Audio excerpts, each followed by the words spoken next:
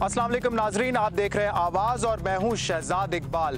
नाजरीन, आज मैं मौजूद हूं बनी गाला में और इमरान खान साहब की रिहाइश गाह पे मैं मौजूद हूँ। इससे पहले जब ज़्यादातर बनी गाला आना हुआ है तो मैंने इंटरव्यू किया है इमरान खान साहब को, जो कि चेयरमैन है पाकिस्तान तहरीक इंसाफ के। लेकिन आज मैं इंटरव्यू करने जा रहा हूँ मिसेज़ इमरान खान, रेहाम खान साहिबा का। बहुत बहुत शुक्रिया रेहाम प्रोग्राम में टाइम देने के लिए। Thank you Shahzad. सबसे पहले तो मैं आपसे ये पूछना चाहूँगा, क्योंकि आप जर्नलिस्ट रही हैं, तो उसी हवाले से सवाल करना चाहूँगा। जर्नलिज्म में कुछ असूल होते हैं और उसका एक बुनियादी असूल ये है कि खबर बनाने वाला कभी खुद खबर नहीं बनता, लेकिन इस असूल को आपने जो है वो कुचल डाला है, बड़ी बेरहमी से कुचल डाला है। अब मेरा ख्याल है कि ख़बर मैंने बनना नहीं चाहा, लेकिन कभी कभी मेरा ख्याल है ख़बरें मुश्किल होती हैं, असली ख़बरें और दिलचस्प ख़बरें ढूंढना शायद सहाफ़ी हज़रात के लिए मुश्किल हो जाती हैं। तो सुस्त रवि उनकी ये है कि जो आसान ख़बर हो और जिसमें ज़्यादा काम ना करना पड़े उसको ख़बर बना लें। तो अगर सहाफ़ी हज़रात कुल्फ़ी खाने को ख़बर बनाना चाहते हैं तो इसमें मेरा कसूर नहीं। इसका ये मतलब नहीं कि मैं कुल्फ़ी खाना छोड़ दूँ। अगर आप मुझसे सवाल पूछेंगे कि आपको क्या मीठे में पसंद है तो आप तवक्को करेंगे कि मैं जवाब दूँ। अगर आप उसको एज अ हेडलाइन टिकर चलाएँगे, ये फिर आपकी रिस्पॉन्सिबिलिटी है। आपकी खान साहब के साथ शादी थी, वो तो यकीनन एक हेडलाइन न्यूज़ थी। सबसे बड़ी खबर तो वो बनाई है आपने। सबसे बड़ी खबर वो मैंने बनाई है और ज़्यादा ताख़ीर उसकी ख़बर बनाने में यही वजह थी क्योंकि खान साहब को मैंने कहा कि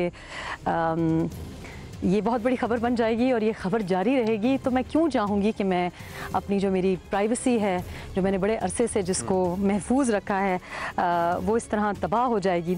तो आगे से वो हंसे और उन्होंने कहा ये तो बड़ा बुज़दिलाना जवाब है, क्या पब्लिक की जो राय है उसको सामने रख के शादी करनी चाहिए। तो बात तो सही है, मतलब कुछ ज़ाती जो आपकी डिसीजंस होती हैं, फैसले जो होते हैं, वो पब्लिक से घबरा के नहीं कर सकते। कैसा फील होता है कि पहले बतौर एक एंकर और जर्नलिस्ट आप खबर के पीछे भागा करती थी, खबर को चेज़ किया करती थी, और अब जो है आप हेडलाइन न्यूज़ में होती हैं, कैसा फील होता है? ये तब्दीली कैसी है आपके लिए? देखिए, मुझे अफसोस इस बात का है और मैं इस बात की खुशी भी है। खुशी इस बात की है कि मैंने कभी इस तरह की खबर को ना उसका पीछा किया है, ना उसको अपने प्रोग्राम का हिस्सा बनाया है। मैंने ज़्यादातर प्रोग्राम्स प्रेजेंट किए हैं, तो उनमें मैंने कभी अगर ये जो पर्सनल किस्म की बातें होती हैं या लोगों की निजी ज़िंदगी होती है, उसको कभी प्रोग्राम का मौजू ही नहीं बनाया।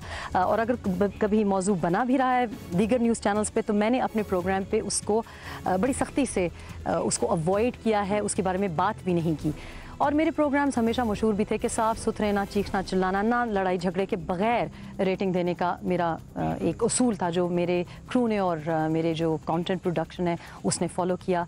तो मुझे अफसोस होता है कि फिर उन एंकर सहाफ़ी हज़रात और ख़वातीन जिनका मैंने हमेशा बड़ा इज़्ज़त और एहतराम से उनसे पेश आई हूँ, तो जब वो मेरे बारे में नाहक नाजायज़ गुफ्तगू करते हैं और किए चले जाते हैं, तो फिर मुझे थोड़ा सा अफसोस होता है। लेकिन ये तब्दीली कैसी लगी है वैसे आपको कि आप एक पॉपुलर एंकर थी और इसके बाद आपकी जो है शादी इमरान खान से आपसे हो गई, जो कि एक पॉपुलर जमात के लीडर हैं, तो ये तब्दीली कितनी मुश्किल थी इस पर एडजस्ट करना? तब्दीली मुश्किल है इसलिए क्योंकि मैं बहुत अरसे से मैंने जैसे कहा कि मैंने अपनी प्राइवेसी को गार्ड किया है। ज़्यादा मैं मिलती जुलती किसी से नहीं हूँ, कभी मैंने अपनी ज़ाती ज़िंदगी को डिस्कस नहीं किया, सिर्फ काम से काम रखा है और सिर्फ अपने घर पे और काम पे तवज्जो दी है। तो वो मुश्किल है। वो मुश्किल इसलिए है क्योंकि मेरे बच्चे हैं और वो ना मीडिया में हैं, ना वो पसंद करते हैं, कैमरा शाय हैं, तो वो चूँकि अब मौजू का हिस्सा बन जाते हैं, तो उसकी वजह से मुझे थोड़ा सा तकलीफ़ होती है। लेकिन माशाल्लाह उनकी ऐसी अपब्रिंगिंग है, ऐसी परवरिश है कि दे डीलिंग विद इट। आप मुझे ये बताएं एक ऑनेस्ट ओपिनियन, क्योंकि जब आप मैं हमेशा ऑनेस्ट ही ओपिनियन देती हूँ, ऑनेस्ट जवाब ही दूंगी। थोड़ा मजीद ऑनेस्ट हो जाए इस पर, क्योंकि बतौर एंकर तो आपने यकीनन पीटीआई पे कभी ना कभी तनकीद की होगी, उनकी पॉलिसीज़ पे तनकीद की होगी या किसी लीडर पे तनकीद की होगी। तो अब जब आप पीटीआई का एक तरीके से हिस्सा हैं, PTI family too you know, तो वो तनकीद अभी भी जारी रहती है और वो तनकीद बतौर एक बीवी होती है या एक जर्नलिस्ट होती है? देखिए, पाकिस्तान तहरीक इंसाफ के जो नकात रहे हैं उनमें से मैं उन एंकर्स में से रही हूँ जिन्होंने इमरान खान को भी और पाकिस्तान तहरीक इंसाफ की भी पे बड़ी कड़ी नज़र रखी है, क्योंकि केपीके पे मैंने फोकस किया था और ज़ाहिर है केपीके में उनकी जमात हुकूमत में थी, तो मैंने बड़ी कड़ी तनकीद की है। लेकिन तनकीद भाभी बन के करती हैं, पीटीआई की भाभी बन के, या जर्नलिस्ट बन के तनकीद करती हैं? अब जो है देखें, पीटीआई से जो मेरा पीटीआई के साथ ऐसा कोई ताल्लुक़ नहीं है, मेरे शौहर का पीटीआई के साथ ताल्लुक़ है, और मेरा फ़र्ज़ बनता है एज़ हिज़ कंपेनियन कि मैं वो जिस काम में हिस्सा लें, जो भी अपना करियर बनाएं, मिशन बनाएं, उसको मैं सपोर्ट करूं, क्योंकि वो मुझे सपोर्ट करते हैं मेरे हर काम में। तो अभी जो तनकीद है, वो तनकीद ये सबसे ज़्यादा होती है कि खैबर पख्तूनख्वा पे अगर कोई मुझे लगता है कि कमी रह गई है, तो वो बहैसियत ना बीवी, ना भाभी, ना सहाफ़ी, वो बतौर एक ऐसे शख्स के जो कि पाकिस्तान वापस आया है और खैबर पख्तूनख्वा से उसका ताल्लुक़ है, और खैबर पख्तूनख्वा हमारे उन सूबों में से है जो कि पसमानदा हैं। ये कंट्रोवर्सीज आपका पीछा क्यों करती रहती हैं हमेशा? चाहे वो असेंबली में बात हो रही हो कि केपी का हेलीकॉप्टर आपने रिक्शे की तरह इस्तेमाल किया, चाहे वो इस हवाले से हो रही हो कि आप सियासत में आ गए हैं, या आपकी डिग्री, ये क्यों कंट्रोवर्सी आपका पीछा करती रहती है? देखिए, कंट्रोवर्सी उस शख्स का पीछा ज़्यादा करती है पाकिस्तान में खुसूसी तौर पे और वर्ल्ड ओवर, जो इंसान किसी मकसद के लिए या किसी मकसद पे अड़ा रहे और उसको उसके इर्द गिर्द ऐसे लोग हों जो कि ना चाहते हों कि वो मकसद पूरा हो। पाकिस्तान की बदकिस्मती ये है कि जब आप कोई करप्शन करना चाहते हैं, गलत काम करना चाहते हैं, तो बहुत लोग आपके साथ तावन करना चाहते हैं, क्योंकि उनका उसमें कट होता है। लेकिन जब आप करप्शन को रोकना चाहते हैं या सही समत में बढ़ना चाहते हैं, तो लोग आपके रास्ते में रुकावटें डालते हैं। ये सोच समझ के इंसान को पाकिस्तान वापस आना चाहिए और उसको एक्सेप्ट करते हुए अपने मकसद से हटना नहीं चाहिए। मैं जो ये तो आप डिस्करेज कर रही हैं कि लोग पाकिस्तान ना आए। नहीं, मैं इनकरेज कर रही हूँ। देखिए, मैं सिंगल पेरेंट हूँ, अकेली खातून वापस पाकिस्तान मूव किए हूँ, और लोगों को ये सोचना चाहिए, मैं बहुत इनकरेज करती हूँ ओवरसीज़ पाकिस्तानीज़ को वापस आएँ, लेकिन ये ना सोचें कि अगर अमेरिका में रह रहे हैं तो पाकिस्तान अमेरिका बना के रहेंगे। पाकिस्तान में पाकिस्तानियों की तरह आपको रहना पड़ेगा, लेकिन जो रुकावटें हैं वो उनका मुकाबला करना पड़ेगा। और जो रिवॉर्ड्स हैं, मतलब जो 5 लोग बैठ के अगर असेंबली में मेरे ऊपर तनकीद कर रहे हैं, या जो 5 लोग टीवी पे बैठ के तनकीद कर रहे हैं, लेकिन 19 करोड़ अवाम बहुत अच्छी है, जिनसे मुझे प्यार है, जिनकी सपोर्ट है मुझे, तो मुझे उन 5-10 लोगों से घबराना नहीं चाहिए। लेकिन ये बात सच है कि क्या केपी का हेलीकॉप्टर, केपी गवर्नमेंट हेलीकॉप्टर आप बतौर रिक्शा के तौर पे इस्तेमाल करती हैं? मेरा ख्याल है शहजाद के एक बार तो आपके साथ इस्तेमाल किया है शायद केपी का हेलीकॉप्टर। अच्छा, मेरा ख्याल है 8 एंकर्स के साथ 2 दफ़ा मुझे केपी के हेलीकॉप्टर में बैठने का इत्तेफाक हुआ है। एक दफ़ा शादी से पहले जब मैं IDPs के इशू को सपोर्ट कर रही थी, तो 8 एक एंकर्स एज ए जर्नलिस्ट जी, जो केपी के का हेलीकॉप्टर था। और दूसरी बार हेलीकॉप्टर का इस्तेमाल शादी के बाद हुआ। मेरे साथ जिस वक्त आप हेलीकॉप्टर में गई थी, ISPR का हेलीकॉप्टर था, क्योंकि सहाफ़ी हजरात को भी और ख़वातीन को भी हेलीकॉप्टर्स काफ़ी रिक्शों की तरह इस्तेमाल करने की आदत है। लेकिन दूसरी दफ़ा जब इत्तेफाक हुआ, तब भी IDPs के लिए मैं अपनी जानिब से पर्सनल डोनेशन ओवरसीज़ पाकिस्तानीज़ की जानिब से जो मैंने इकट्ठी की थी, उसको लेके जा रही थी। और तब केपी के गवर्नमेंट ने, क्योंकि बकाखेल कैंप के लिए मैं नॉट बहैसियत मिसेस इमरान खान, बहैसियत रेहाम खान, जो कि IDPs के लिए कंटिन्यूसली डोनेशंस अरेंज कर रहे हैं, खा वो किताबें हों, वो कपड़े हों, कंबल हों, या मॉरल सपोर्ट हो। तो दूसरी दफ़ा सिर्फ ये हुआ, यानी कि 2 दफ़ा इन माई एंटायर टाइम जो मैं पाकिस्तान में रही, और एक दफ़ा एज अ भाभी। एक तो चले, आपने ये कहा कि अगर आप कुछ अच्छा काम करने जा रहे होते हैं तो जो स्टेटस को है बेसिकली वो आपके सामने आ जाता है, लेकिन दूसरी कहावत ये भी तो है ना कि कहीं धुआं होता है, आग होती है तो फिर धुआं उठता है ना? नहीं, आग है, और वो पर मैं आई कैन अश्योर यू कि जिस मकसद पे मैं हूँ वो बड़ी मैं नेक नियति से कर रही हूँ, क्योंकि मैं ज़िंदगी के उस मकाम में हूँ जहाँ माशाल्लाह 200 जो मेरे बच्चे हैं बड़े हो गए हैं, यूनिवर्सिटी गोइंग बच्चे हैं, और एक मेरी छोटी बेटी है जो कि माशाल्लाह इतनी केपेबल है कि उसको मेरा ख्याल है मेरी सपोर्ट की ज़रूरत नहीं। तो मुझे जिन चीज़ों पे लोग चूँकि शक्की और वहमी होना पाकिस्तान में ये एक रिवाज बन गया है। यहाँ पे मैं ये कहूँगा कि अगर चले सिर्फ पाकिस्तान का मीडिया होता ना तो अलग बात, ये डेली मेल आपके पीछे क्यों पड़ा हुआ है? ऐसा क्या किया है आपने कि डेली मेल UK जो है वो आपके पीछे पड़ा हुआ है? आज भी आपने देखा होगा जो स्टोरी आई है कि रेहाम खान साहबा की एक कज़न है, उन्होंने बताया कि जमाइमा जो है वो सारी इस कैंपेन के पीछे है और फलाना फलाना, जिस पर आज ट्वीट भी किया इमरान खान साहब ने। देखिए, डेली मेल उन अखबार कहना चाहिए, टैबलॉइड है, जिसको मैंने कम से कम ना कभी ख़रीदा है ना कभी उठाया है। और बहुत से लोग अगर इंग्लैंड में जो रह रहे हैं, ये पाकिस्तानी ऑडियंस को जानना चाहिए कि इंग्लैंड में अगर कोई सहाफ़ी या कोई ख़ातून या कोई मर्द अगर डेली मेल पढ़ता है तो छुप के पढ़ता है, क्योंकि अगर आप देख लें कि कोई डेली मेल पढ़ा है तो थोड़ा सा शर्मिंदा होता है, क्योंकि उनका काम ही गॉसिप पब्लिश करना है। वो इसी किस्म की बातें सिर्फ मेरे बारे में नहीं लिखते, उनके वहाँ जो यूके के भी जो स्टार्स हैं उनके बारे में भी लिखते हैं। और अफसोस की बात इसमें ये नहीं है कि वो मुझे अटैक कर रहे हैं या मेरा नाम लेके अटैक करें। अफसोस की बात ये है कि एक तो जो सोर्सेज हैं उनकी, वो अफसोस के साथ। इस दफ़ा तो आपकी कज़न को उन्होंने कोट किया है, मेरे इल्म में नाम उन्होंने नहीं किया, उन्होंने कहा कि मेरे कज़न ने बताया कि जमामा जो है इसके पीछे है। जहाँ तक मेरे इल्म में है तो यूके में तो कम से कम मेरी कोई ना कज़न ना कोई मेल कज़न है। सही, बट डू यू थिंक ये जो कुछ हो रहा है, जो डेली मेल में छप रहा है, इसमें जमामा is behind this? I don't know कि डेली मेल को इन्फॉर्मेशन कहाँ से मिलती है। मेरा शक ये है कि डेली मेल को जो भी इन्फॉर्मेशन मिलती है, जो भी आर्टिकल्स लिखते हैं, इतना इंटरेस्ट मुझ में लेना यूके में बैठ के, you no, it makes me think कि कोई पाकिस्तानी इंटरेस्ट ही हो सकता है, कि पाकिस्तानी सोर्स ही होगी। इमरान खान साहब ने तो आज ट्वीट किया, उन्होंने कहा Jemima has been very supportive to us, because I mean there is no evidence and I think we shouldn't even be discussing this. Like I said, मैं इसको नाजेबा समझती हूँ कि डेली मेल को मैं डिस्कस करूँ। आप मुझे कहें गार्डियन डिस्कस करें, आप कोई यू नो, लेकिन मैंने जब उसमें कोई कंट्रोवर्सी आएगी तो उस पर भी डिस्कशन हो जाएगी। नहीं, वो कंट्रोवर्सी इसलिए क्योंकि देखें, जो बात डेली मेल में आई या जो सैडली हमारी पाकिस्तानी मीडिया पे आई, अब आप फॉर एग्जांपल फेक डिग्री वाली बात ले लें। डेली मेल ने जब लिखा तो उन्होंने तो डिग्री मेंशन ही नहीं की, जहाँ तक मुझे अंग्रेज़ी पढ़नी आती है। तो जब पाकिस्तानी टेलीविज़न चैनल्स ने उसका तर्जुमा किया तो उसको फेक डिग्री बना ली। डेली मेल की जो लाइंस मैंने पढ़ी तो उन्होंने ये कहा था कि रेहाम साहिबा ने क्लेम किया है कि उन्हें BBC की नौकरी इस डिप्लोमे की वजह से मिली और इस कॉलेज से वो डिप्लोमा था। पाकिस्तानी न्यूज़ चैनल्स पे आया कि जी फेक डिग्री, तो मैंने तो उसको तवज्जो ही नहीं दी, क्योंकि मैंने कहा fake degree, it's you know अहमकाना सी बात है। तो मैंने, क्योंकि मैं जो काम कर रही हूँ उस पे मैं ज़्यादा तवज्जो दूँ और हर बात पहले ये बता दें कि ये ख़तरनाक तो नहीं है। ये बस उतना ही ख़तरनाक है जैसे कि वो लोग जो मुझको थ्रेटन कर रहे हैं, यानी कि ऐसे ना मैं भी यहाँ पे खबर निकाल आया हूँ, मेरी खबर बन जाए यहाँ पे। अगर आप कोई खतरनाक सवाल करूँगा तो मेरे ख्याल से अटैक हो सकता है। अफसोस की बात है, जानवर अक्सर औकात इंसानों से ज़्यादा लॉयल होते हैं, तो अगर आपने कोई ज़्यादती की मेरे साथ तो इट्स पॉसिबल। ज़्यादती तो ये सकती है, कोई खतरनाक सवाल कर लिया मैंने। नहीं, खतरनाक कोई सवाल नहीं। आज तक मैंने जितने शोज़ किए हैं, जिन भी एंकर्स को मैंने इंटरव्यू दिया है, मेरा मकसद इंटरव्यू देने का होता है कि मैं चाइल्ड लेबर के बारे में, चाइल्ड अब्यूज़ के बारे में, जो स्ट्रीट चिल्ड्रन के एक मैंने कैंपेन शुरू किया उसके बारे में बात करूं। और उसके एवज़ अगर लोग कोई सवालात पूछना चाहें तो मैंने कभी नहीं मना किया। आपको खुली छुट्टी, आप जो सवाल पूछें। Let's talk about politics. आपका पहला एक्सपीरियंस था, आपने कैंपेन की वहाँ जाकर, लेकिन अनफॉर्चुनेटली पाकिस्तान तहरीक इंसाफ को बहुत बुरी शिकस्त हुई यहाँ पे। आप समझते हैं आप जिम्मेदार हैं इसकी? देखें, कैंपेन करना किसी भी शख्स का किसी भी हलके के लिए एक तरह से मुफीद हो सकता है। वो ये कि जो आपका वोटर है उसको आप मुतहरक कर दें।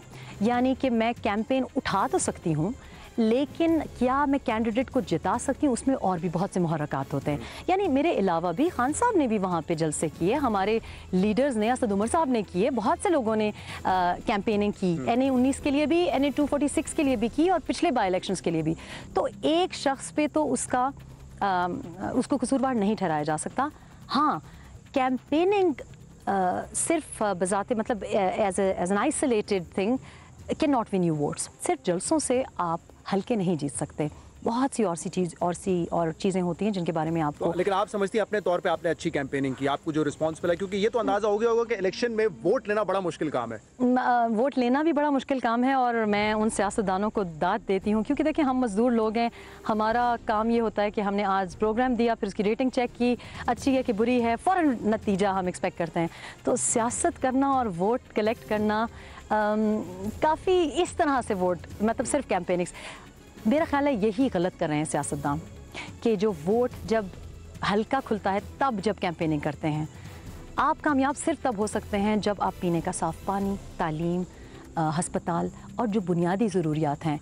एक जो ज़बरदस्त बात हुई है धरने की, वो ये है कि लोग अपने हुकूक जान गए हैं। तो अब अगर इमरान खान भी डिलीवर नहीं करेंगे तो इमरान खान को भी जवाबदेह होना पड़ेगा। खैबर पख्तूनख्वा में तो हुकूमत है पाकिस्तान तहरीक इंसाफ की, तो उसका मतलब डिलीवरी शायद उनको नहीं पसंद आई और इसीलिए वहाँ पर ये बहुत सी बातें होती हैं। देखें, एक ये कि मेरा ख्याल है कि जिस हलके में आप रहें, और जिस हलके की तरह आप लगें, यानी आपका लिबास, आपका उठना बैठना, रहन सहन, तो एक ये बड़ी ज़रूरी बात है कैंडिडेट के लिए सिलेक्शन में। उसके बाद ये कि आपने हलके के लिए क्या किया है। और अफसोस के साथ NA-19 में क्यों गई, NA-246 भी मैं इसी वजह से गई, कराची का जो हल्का था, इसलिए क्योंकि देखिए मुझे अफसोस होता है कि वोट किसी भी बालिग शख्स का हक है, मर्द या औरत। तो अगर दीर में उनसे ये हक रखा जाए या कराची में खौफ की फ़िज़ा हो, और NA-19 में भी खौफ की फ़िज़ा थी, और NA-19 में पर्टिकुलरली मुझे बात जो बड़ी बुरी लगी वो ये थी कि जो अपोजिंग कैंडिडेट था, जो अब विनिंग कैंडिडेट है, वो बड़ी गलत किस्म की दलाइल दे के जलसों में खुलेआम बोल रहा है कि हाँ मैं डाकू हूँ, हाँ मैं ही स्टिल वन। तो इसका मतलब ये हुआ कि हम लोगों की जो तरजीहात हैं बहैसियत कौम वो शायद बदल गई हैं। इसका मतलब ये कि अगर आपके पास क्लैशनकॉव है और आप मुझे लगता है कि आप तकड़े हैं तो शायद मैं आपको वोट दूं। इस पर आपके बेटे ने भी ट्वीट किया होगा, अगर आपको याद हो। बिल्कुल, उन्होंने कहा था कि यार लगता है पाकिस्तानी आवाम को कुछ समझ नहीं है और उन्होंने जो है एक ऐसे कैंडिडेट को वोट दे दिया है। इस पर भी बड़ी कंट्रोवर्सी थी कि उन्होंने पाकिस्तान की आवाम को, मतलब उनका हक है, वो जिसको भी वोट दें वो समझते हैं डाकू है उसको वोट दे दें। बिल्कुल, और NA-19 में लोगों ने अपना हक इस्तेमाल किया, लेकिन हमें ये सोचना चाहिए, और मैंने बच्चे अपने इस तरह पाले हैं कि वो हर चीज़ को परखते हैं, अपना एक जहन रखते हैं, ओपिनियनेटेड हैं, और उनको वाकई हैरत हुई क्योंकि देखिए बाहर से बच्चे आए हुए हैं तो उनको ये समझ नहीं आ रही थी कि एक खुले आम एक शख्स खड़ा हुआ कह रहा है कि मैं डाकू हूँ, मेरा ख़ानदान डकैत है, और वो वोट ले गया है, तो उसको तो यकीन ही नहीं आ रहा था। इसका ये मतलब नहीं कि उसका मतलब है कि तमाम पाकिस्तानी, पर उसको हैरत हुई कि पाकिस्तानी अवाम अपना मुस्तकबिल क्यों नहीं संवारना चाहते। तो इसको गलत रंग दिया गया, क्योंकि मेरा ख्याल है ये आपके ख्याल में ये जो इलेक्शन के हारने के बाद आप पे जो तनकीद हुई वो भी आप समझती कि वजह नहीं थी, लेकिन not the reason, you were not the only reason. NA-19 के बाद जो मेरे ऊपर तनकीद हुई वो आई मस्ट से कि हुकूमत की जानिब से नहीं हुई। हाँ, वो तो सरप्राइजिंगली सपोर्ट कर रहे थे, कह रहे थे नहीं, हुकूमत ने, and I must say that जो बात बरहक है सो बरहक है। तनकीद अवाम की जानिब से भी नहीं हुई, तनकीद NA-19 की जानिब से भी नहीं हुई, तनकीद हुई कुछ उन लोगों की वजह से जो कि एहसास से कमतरी का शिकार है, जिनके लिए MNA बनना, मिनिस्टर बनना बहुत बड़ी बात है। तो उन्होंने शायद ये समझा कि इतनी मीडिया कवरेज रेहाम को मिल रही है, कहीं ये हमें ही ओवरशैडो ना कर जाए। तो ये देखिए ये उनकी कम ज़रफ़ी और कज फहमी है। इस वजह से खान साहब को मैंने कहा हम एक ब्रेक लेंगे। और अब तक तो रेहाम साहिबा का रिकॉर्ड अनफॉर्चुनेटली इतना अच्छा नहीं है इलेक्शन कैंपेन्स का, लेकिन आगे क्या इस रिकॉर्ड को दुरुस्त करने का कोई इरादा है, इस पर भी बात होगी एक ब्रेक के बाद।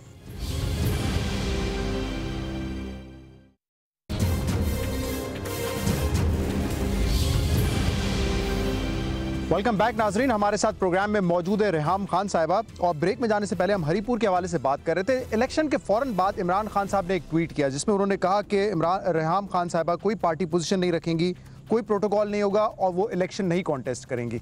अब ये ट्वीट उन्होंने क्यों किया रेहाम? इसलिए कि वो फैमिली पॉलिटिक्स के हमेशा खिलाफ थे, या इसलिए कि तनकीद हो रही थी कि हरीपुर का इलेक्शन आपकी कैंपेन की बात आ रहे हैं?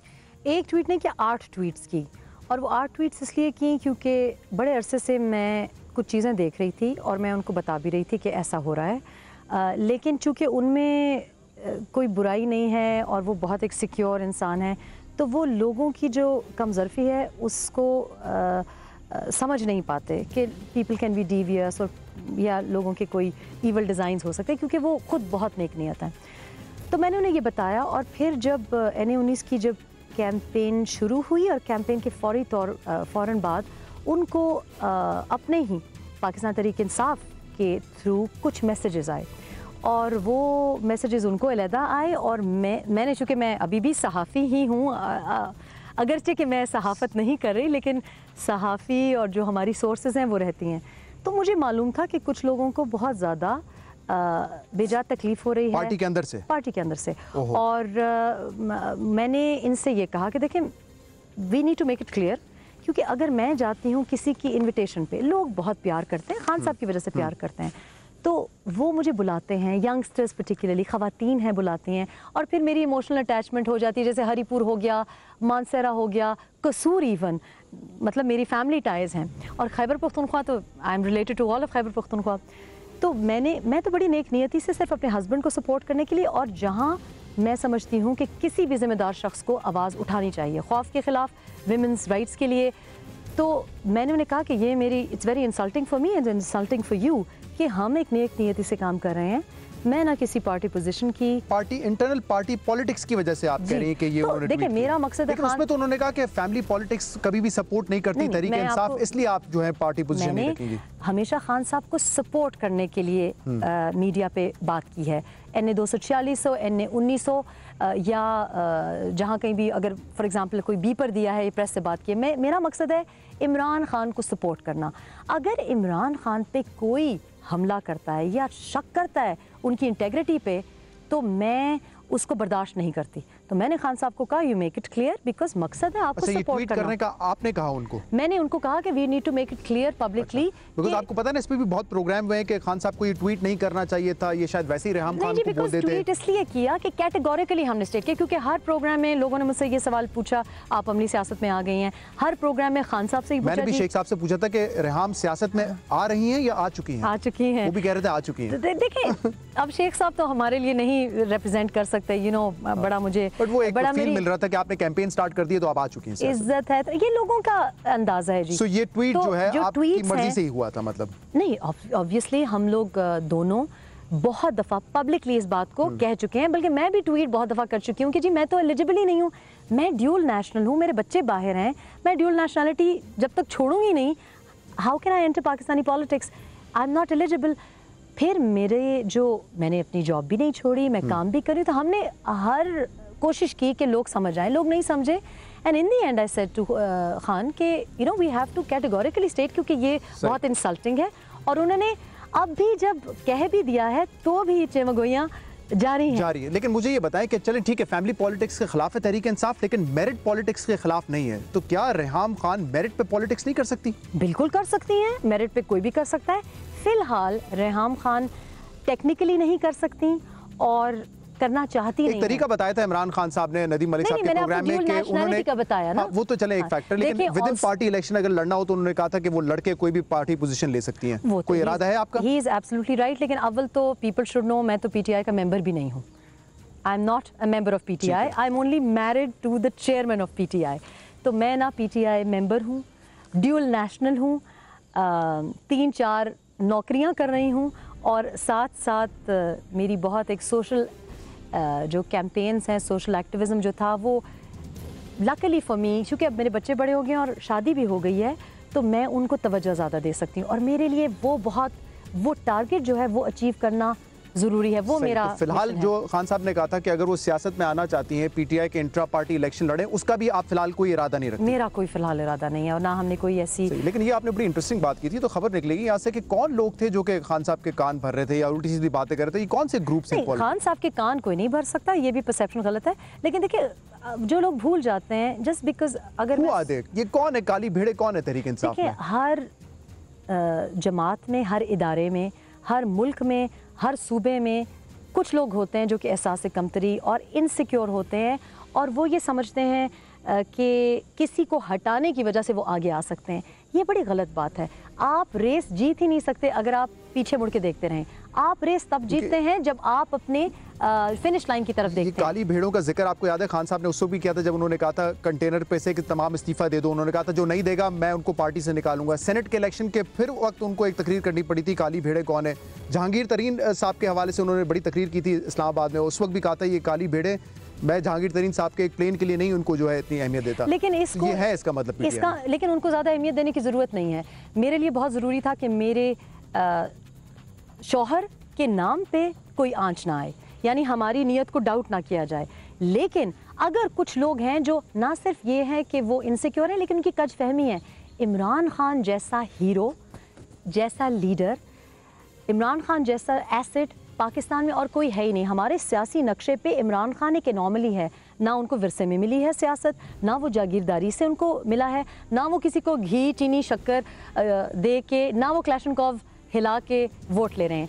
वो एक ज़बरदस्त, एक यूनिक एंट्री है हमारी पॉलिटिक्स में, और ऐसा लीडर हमारे पास है ही नहीं।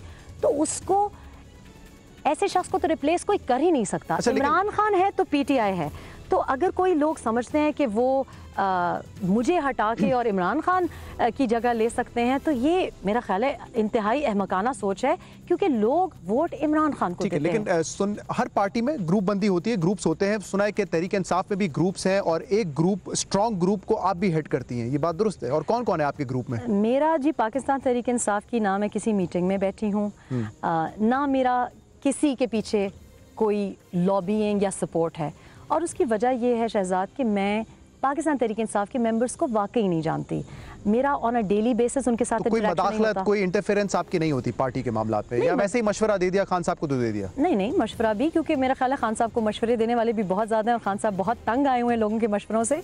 खान साहब जितनी समझबूझ रखते हैं, 19 साल से वो ये पार्टी चला रहे हैं, 40 साल से वो पब्लिक आए में हैं, हमसे, आपसे और बाकी जो पाकिस्तान तहरीक इंसाफ में लोग हैं उनसे बहुत ज़्यादा डाइवर्स तजर्बा रखते हैं। तो उनको मशवरा देना रियली मेरा ख्याल है कि उनकी इंसल्ट करना है। हाँ, ये ज़रूर है कि मेरे और खान साहब की जो आइडियोलॉजी है, जो पाकिस्तान के बारे में सोच है, वो उसमें बिल्कुल कोई इख्तलाफ नहीं है। चाहे वो फॉरेन पॉलिसी हो, चाहे वो पाकिस्तान के अंदरूनी बातें हों, नेशनल सिक्योरिटी इंटरेस्ट हों, मुस्तकबिल हो, उस सब में हमारी बिल्कुल किबला एक है। अच्छा, बहुत से लोग ये कहते हैं कि रेहाम खान साहिबा जो है वो एम्बिशियस नहीं है, वो ओवर एम्बिशियस हैं, ये बात दुरुस्त है? देखिए, इसमें दो बातें हैं। एक तो ये कि अगर खातून एम्बिशियस होती है तो उसको बुरे नाम दिए जाते हैं, नाजेबा किस्म के अल्फाज दिए जाते हैं। जब मर्द एम्बिशियस होता है तो कहते हैं जी बड़ा ज़बरदस्त गो गेटर है, बड़ा दबंग इंसान है। तो पहली बात तो ये कि ओवर एम्बिशियस होने में कोई मसला नहीं है। और अगर ख़वातीन सुन रही हैं और ये कह के कि जी ओवर एम्बिशियस हैं, इसकी वजह से मुझे शर्मिंदा होना चाहिए, तो इसमें शर्मिंदगी की कोई बात नहीं। लेकिन सच्चाई ये है, हकीकत ये है कि मैंने काम किया अपनी फैमिली को सपोर्ट करने के लिए, मैंने मीडिया में काम किया अपनी फैमिली को सपोर्ट करने के लिए, मैंने इमरान खान से शादी की क्योंकि वो अच्छे इंसान हैं, नॉट बिकॉज वो पाकिस्तान तहरीक इंसाफ के चेयरमैन हैं। मुझे क्विक ब्रेक लेना है और इसके बाद हम मजीद भी बात करेंगे रेहाम खान साहिबा से। हमारे साथ रहिएगा।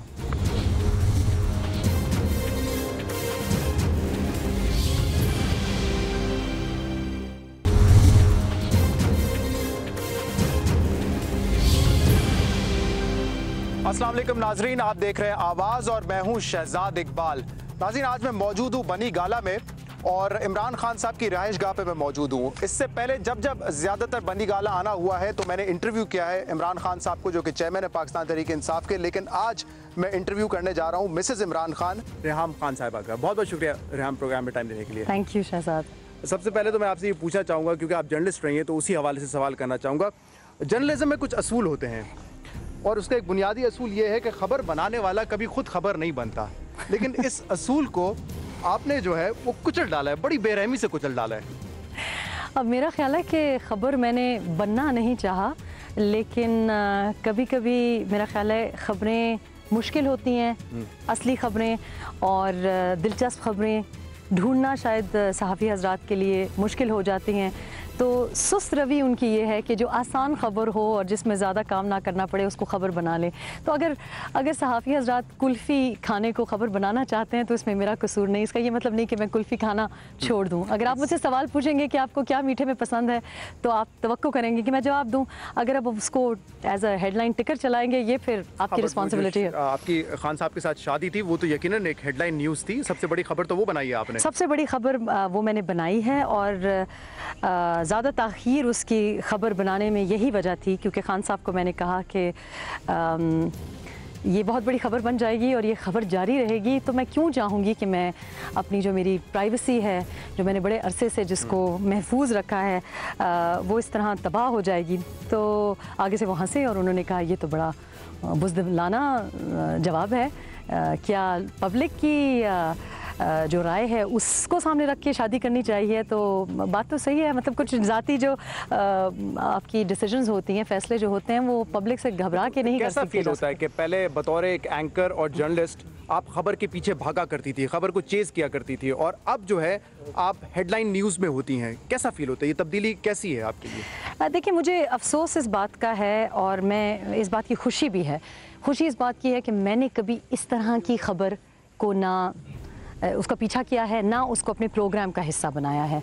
मैंने ज़्यादातर प्रोग्राम्स प्रेजेंट किए हैं, तो उनमें मैंने कभी अगर ये जो पर्सनल किस्म की बातें होती हैं या लोगों की निजी ज़िंदगी होती है, उसको कभी प्रोग्राम का मौजू ही नहीं बनाया। और अगर कभी मौजू बना भी रहा है दीगर न्यूज़ चैनल्स पे, तो मैंने अपने प्रोग्राम पे उसको बड़ी सख्ती से उसको अवॉइड किया है, उसके बारे में बात भी नहीं की।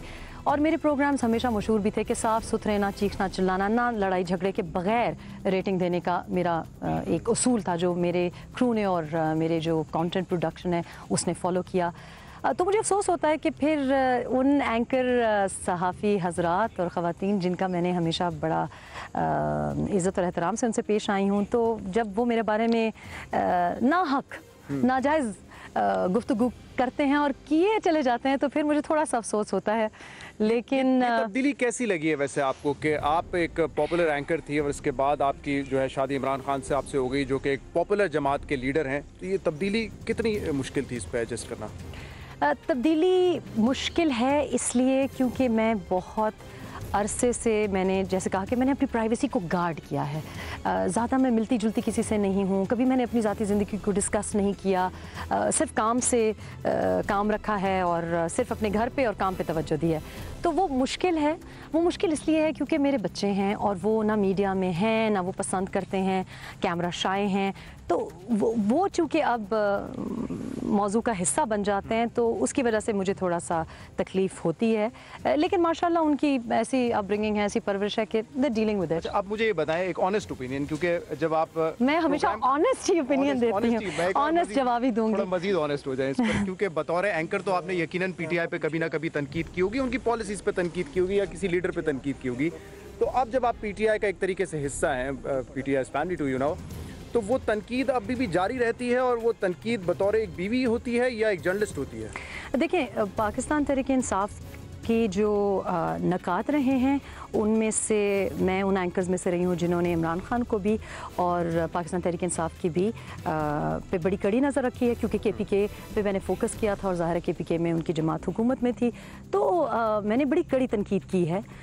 लेकिन तनकीद भाभी बन के करती है, पीटीआई की भाभी बन के या जर्नलिस्ट बन के तनकीद करती है? अब जो है देखें, पीटीआई से जो मेरा पीटीआई के साथ एज सच कोई ताल्लुक़ नहीं है, मेरे शौहर का पीटीआई के साथ ताल्लुक़ है और मेरा फ़र्ज़ बनता है एज हिज कंपेनियन कि मैं वो जिस काम में हिस्सा लें, जो भी अपना करियर बनाएं, मिशन बनाएं, उसको मैं सपोर्ट करूं, क्योंकि वो मुझे सपोर्ट करते हैं मेरे हर काम में। तो अभी जो तनकीद है, वो तनकीद ये सबसे ज़्यादा होती है कि खैबर पख्तूनख्वा पे अगर कोई मुझे लगता है कि कमी रह गई है, तो वो बहैसियत ना बीवी, ना भाभी, ना सहाफ़ी, वो बतौर एक ऐसे शख्स के जो कि पाकिस्तान वापस आया है और खैबर पख्तूनख्वा से उसका ताल्लुक़ है, और खैबर पख्तूनख्वा हमारे उन सूबों में से है जो कि पसमानदा हैं। ये कंट्रोवर्सीज़ आपका पीछा क्यों करती रहती हैं हमेशा? चाहे वो असेंबली में बात हो रही हो कि केपी का हेलीकॉप्टर आपने रिक्शे की तरह इस्तेमाल किया, चाहे वो इस हवाले से हो रही हो कि आप सियासत में आ गए हैं, या आपकी डिग्री, ये क्यों कंट्रोवर्सी आपका पीछा करती रहती है? देखिए, कंट्रोवर्सी उस शख्स का पीछा ज़्यादा करती है पाकिस्तान में खुसूसी तौर पे और वर्ल्ड ओवर, जो इंसान किसी मकसद के लिए या किसी मकसद पे अड़ा रहे और उसको उसके इर्द गिर्द ऐसे लोग हों जो कि ना चाहते हों कि वो मकसद पूरा हो। पाकिस्तान की बदकिस्मती ये है कि जब आप कोई करप्शन करना चाहते हैं, गलत काम करना चाहते हैं, तो बहुत लोग आपके साथ तावन करना चाहते हैं क्योंकि उनका उसमें कट होता है। लेकिन जब आप करप्शन को रोकना चाहते हैं या सही समत में बढ़ना चाहते हैं, तो लोग आपके रास्ते में रुकावटें डालते हैं। ये सोच समझ के इंसान को पाकिस्तान वापस आना चाहिए और उसको एक्सेप्ट करते हुए अपने मकसद से हटना नहीं चाहिए। मैं जो ये तो आप डिस्करेज कर रही हैं कि लोग पाकिस्तान ना आए। नहीं, मैं इनकरेज कर रही हूँ। देखिए, मैं सिंगल पेरेंट हूँ, अकेली खातून वापस पाकिस्तान मूव किए हूँ और लोगों को ये सोचना चाहिए, मैं बहुत इनकरेज करती हूँ ओवरसीज़ पाकिस्तानीज़ को वापस आएँ, लेकिन ये ना सोचें कि अगर अमेरिका में रह रहे हैं तो पाकिस्तान अमेरिका बना के रहेंगे। पाकिस्तान में पाकिस्तानियों की तरह आपको रहना पड़ेगा, लेकिन जो रुकावटें हैं वो उनका मुकाबला करना पड़ेगा। और जो रिवॉर्ड्स हैं, मतलब जो 5 लोग बैठ के अगर असेंबली में मेरे ऊपर तनकीद कर रहे हैं, या जो 5 लोग टीवी पे बैठ के तनकीद कर रहे हैं, लेकिन 19 करोड़ अवाम बहुत अच्छी है, जिनसे मुझे प्यार है, जिनकी सपोर्ट है मुझे, तो मुझे उन 5-10 लोगों से घबराना नहीं चाहिए। लेकिन ये बात सच है कि क्या केपी का हेलीकॉप्टर, केपी गवर्नमेंट हेलीकॉप्टर आप बतौर रिक्शा के तौर पे इस्तेमाल करती हैं? मेरा ख्याल है शहजाद के एक बार तो आपके साथ इस्तेमाल किया है शायद केपी का हेलीकॉप्टर। अच्छा, मेरा ख्याल है 8 एंकर्स के साथ 2 दफ़ा मुझे केपी के हेलीकॉप्टर में बैठने का इत्तेफाक हुआ है। एक दफ़ा शादी से पहले जब मैं IDPs के इशू को सपोर्ट कर रही थी, तो 8 एक एंकर्स एज अ जर्नलिस्ट जी, जो केपी के का हेलीकॉप्टर था। और दूसरी बार हेलीकॉप्टर का इस्तेमाल शादी के बाद हुआ। मेरे साथ जिस वक्त आप हेलीकॉप्टर में गई थी, ISPR का, वो ISPR का हेलीकॉप्टर था, क्योंकि सहाफ़ी हजरात को भी और ख़वातीन को भी हेलीकॉप्टर्स काफ़ी रिक्शों की तरह इस्तेमाल करने की आदत है। लेकिन दूसरी दफ़ा जब इत्तफाक हुआ, तब भी IDPs के लिए मैं अपनी जानिब से पर्सनल डोनेशन ओवरसीज़ पाकिस्तानीज़ की जानिब से जो मैंने इकट्ठी की थी, उसको लेके जा रही थी। और तब केपी के गवर्नमेंट ने, क्योंकि बकाखेल कैंप के लिए मैं नॉट बहैसियत मिसेस इमरान खान, बहैसियत रेहाम खान, जो कि IDPs के लिए कंटिन्यूसली डोनेशंस अरेंज कर रहे हैं, खा वो किताबें हों, वो कपड़े हों, कंबल हों, या मॉरल सपोर्ट हो। तो दूसरी दफ़ा सिर्फ ये हुआ, यानी कि 2 दफ़ा इन माई एंटायर टाइम जो मैं पाकिस्तान में रही, और एक दफ़ा एज अ भाभी। एक तो चले आपने ये कहा कि अगर आप कुछ अच्छा काम करने जा रहे होते हैं तो जो स्टेटस को है बेसिकली वो आपके सामने आ जाता है, लेकिन दूसरी कहावत ये भी तो है ना कि कहीं धुआं होता है, आग होती है तो फिर धुआं उठता है ना। नहीं, आग है, और वो पर मैं आई कैन अश्योर यू कि जिस मकसद पे मैं हूँ वो बड़ी मैं नेक नियति से कर रही हूँ, क्योंकि मैं ज़िंदगी के उस मकाम में हूँ जहाँ माशाल्लाह 200 जो मेरे बच्चे हैं बड़े हो गए हैं, यूनिवर्सिटी गोइंग बच्चे हैं, और एक मेरी छोटी बेटी है जो कि माशाल्लाह इतनी केपेबल है कि उसको मेरा ख्याल है मेरी सपोर्ट की ज़रूरत नहीं। तो मुझे जिन चीज़ों पे लोग चूँकि शक्की और वहमी होना पाकिस्तान में ये एक रिवाज बन गया है। यहाँ पे मैं ये कहूँगा कि अगर चले सिर्फ पाकिस्तान का मीडिया होता ना तो अलग बात, ये डेली मेल आपके पीछे क्यों पड़ा हुआ है? ऐसा क्या किया है आपने कि डेली मेल UK जो है वो आपके पीछे पड़ा हुआ है?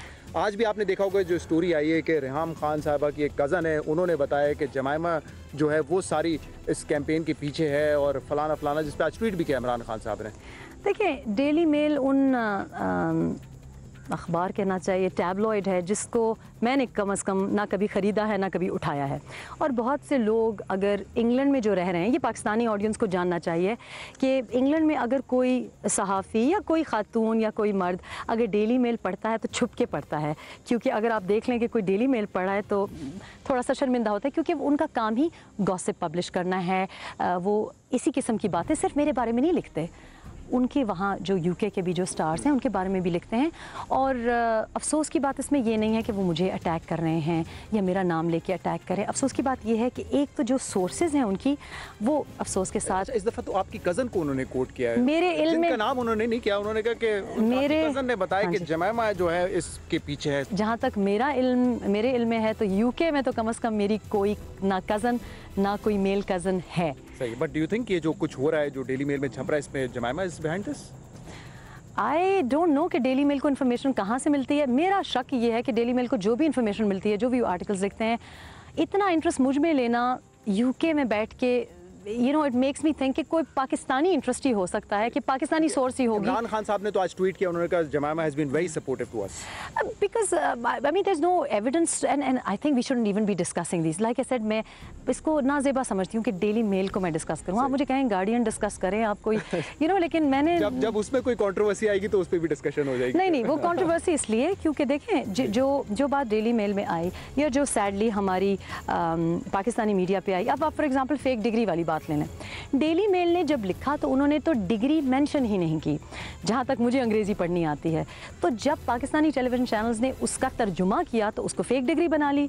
डेली मेल की जो लाइंस मैंने पढ़ी तो उन्होंने ये कहा था कि रेहाम साहिबा ने क्लेम किया है कि उन्हें BBC की नौकरी इस डिप्लोमे की वजह से मिली, और इस कॉलेज से वो डिप्लोमा था। पाकिस्तानी न्यूज़ चैनल्स पे आया कि जी फेक डिग्री, तो मैंने तो उसको तवज्जो ही नहीं दी, क्योंकि मैंने कहा fake degree, it's you know अहमकाना सी बात है, तो मैंने क्योंकि मैं जो काम कर रही हूँ उस पे मैं ज़्यादा तवज्जो दूँ और हर बात पहले पे ये बता दें कि ये खतरनाक तो नहीं है?